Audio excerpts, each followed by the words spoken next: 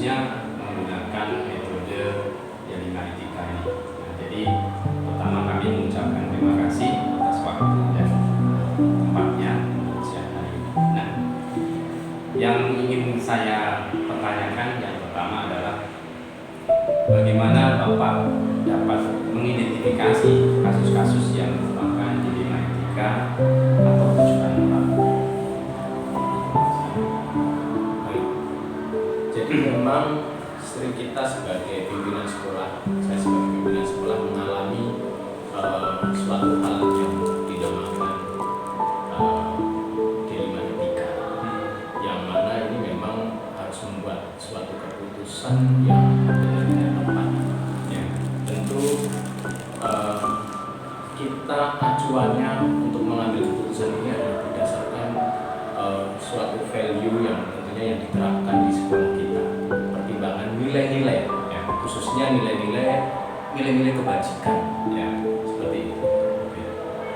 Nah, kemudian bagaimana Pak Bapak dalam menjalankan mengambil keputusan di sekolah, terutama untuk kasus-kasus di mana ada dua kepentingan, ya, yang sama-sama benar atau yang sama-sama mengandung nilai kebajikan. Nah, bagaimana Pak dalam mengambil satu keputusan? Ya, setiap keputusan pasti tidak akan memuaskan berbagai pihak. Pasti akan ada sesuai dengan kepentingan masing-masing. Ya. Namun kita tetap harus punya prinsip acuan yang menjadi pertama prinsip sekolah kita. Tentunya kembali ke dalam visi misi kita yang kita implementasikan ke dalam nilai-nilai sekolah itu sendiri. Nah, pertimbangannya tentunya ya berdasarkan untuk kebaikan untuk semuanya, seperti itu. Ya, betul. Nah, jadi memang itu langkah dan tujuan kita di mana semua keputusan itu berpihak kepada semua pihak. Nah, kemudian kira-kira langkah-langkah atau prosedur seperti apa yang Bapak gunakan untuk mengatasi permasalahan itu? Baik. Jadi dalam kita mengambil keputusan tentunya kita tidak sendiri. Kita butuh banyak pertimbangan-pertimbangan, masukan-masukan dari berbagai pihak, seperti kita rekan sejawat, ya.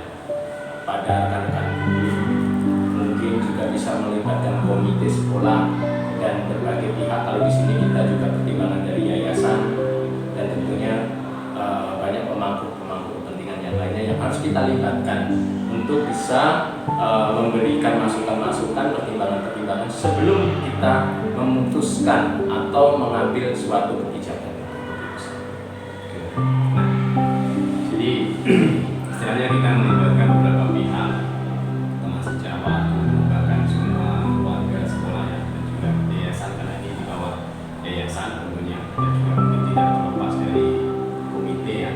Nah, kemudian hal-hal apa saja Pak yang Bapak anggap efektif dalam pengambilan keputusan, ya, pada kasus-kasus dilema etika, Pak? Jadi kalau keputusan itu paling efektif ketika kita pertimbangkan ini berkepentingan atau mengacu kepada semua untuk kepentingan banyak orang. Ketika hal ini untuk kebutuhan, misalnya ini untuk demi kebaikan peserta didik, Ya. tentunya itu yang akan kita putuskan, bukan demi kebaikan misalnya pihak lain yang mereka yang kadang mendesak minta yang ini aja diputuskan, tetapi kita harus pertimbangkan demi kebaikan banyak pihak, terutama di sini ya kalau kita ngomong peserta didik, untuk perkembangan peserta didik, ya, seperti itu. Jadi intinya adalah bahwa semua keputusan itu berpihak kepada yang menginginkan. Betul. Baik, terima kasih Pak. Jadi beberapa hal saya telah dapatkan mengenai bagaimana Bapak mengatasi persoalan-persoalan atau kasus di sekolah ini. Dan dari saya mungkin seperti itu dan cukup itu. Dan selanjutnya mungkin kami silakan Ibu Suci untuk selanjutnya memberikan satu pertanyaan. Terima kasih Pak Santo. Di sini Pak atas waktu dan terima kasih atas kesediaan Bapak untuk diwawancara. Baiklah, saya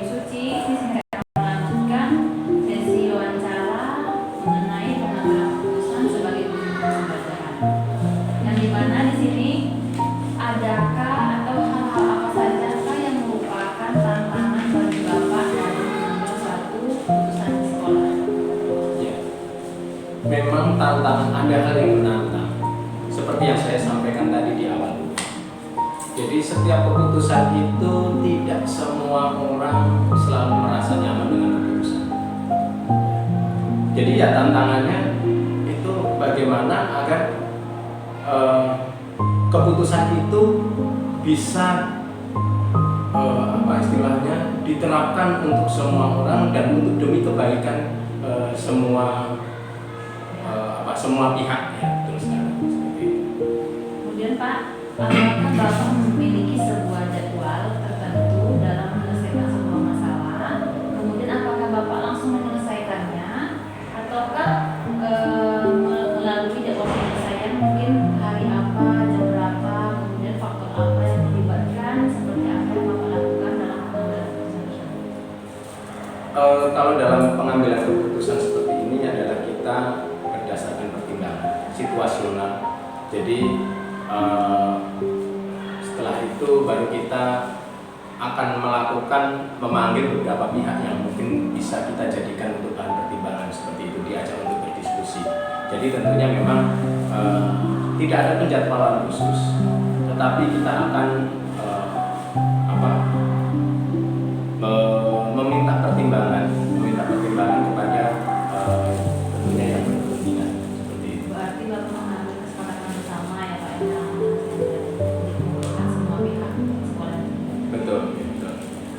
Berikutnya Pak, adakah seseorang atau faktor-faktor yang dapat mempermudah atau membantu Bapak dalam pengambilan keputusan berdasarkan kasus dilema ini Pak? Iya, tentunya orang yang bisa membantu kita adalah salah satunya ya komite sekolah dan juga para rekan-rekan itu yang akan kita jadikan untuk membantu kita, rekan kerja tentunya ya, rekan atau mitra. Yang kedua, pertimbangannya yang unsur di mungkin punya sudut pandang lain itu ya dari komite sekolah, seperti itu. Jadi kalau menurut saya juga di sini Bapak telah menyampaikan kepada Bapak tadi sesuai dengan kasus kita yang bertemakan dengan kita. Kira-kira nih Pak, di akhir wawancara kita ini kan kita mempunyai suatu kesimpulan atau refleksi diri, ya kan, dari pengalaman Bapak tentang tantangan pengambilan kasus dilema kita tadi. Kira-kira seperti apa refleksi yang ingin Bapak capai pada tahap depan? Baik. Jadi Bapak Suwarto, Ibu Suci, memang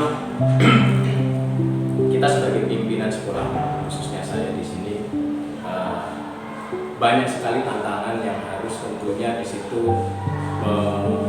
menguji kematangan kita, menguji kebijaksanaan kita dalam mengambil keputusan. Dan itu memang tidak mudah.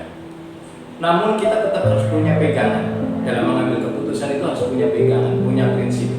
Berdasarkan apa? Nah, kalau kita ada nilai apa sih yang sebenarnya yang ingin kita terapkan, yang menjadi tujuan. Kenapa kita memutuskan seperti ini? Punya alasan. Kenapa keputusannya seperti ini? Juga harus ada alasannya. Tentunya kebijakan ini berdasarkan ada prinsip yang harus kita jalankan. Berdasarkan ya, kalau kita bilang nilai-nilai yang harus kita terapkan. Ya. Oke Bapak, terima kasih. Di sini pun jadi kami dapat juga mengambil kesimpulan ya Pak Suwarto.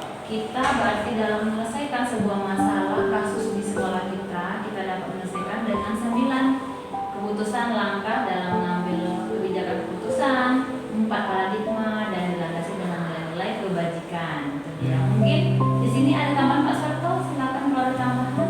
Baik, jadi Pak Irawan, tadi sudah kita bahas beberapa pertanyaan dan juga kami telah memperoleh satu informasi dari beberapa keputusan dan juga langkah-langkah yang telah Bapak ambil. Dan tentunya di sini kami juga sangat berterima kasih, refleksi kami hari ini cukup luar biasa sekali. Ya, artinya ada suatu hal yang positif yang juga dapat kami petik dari wawancara ini. Semoga kita juga semuanya bisa memberikan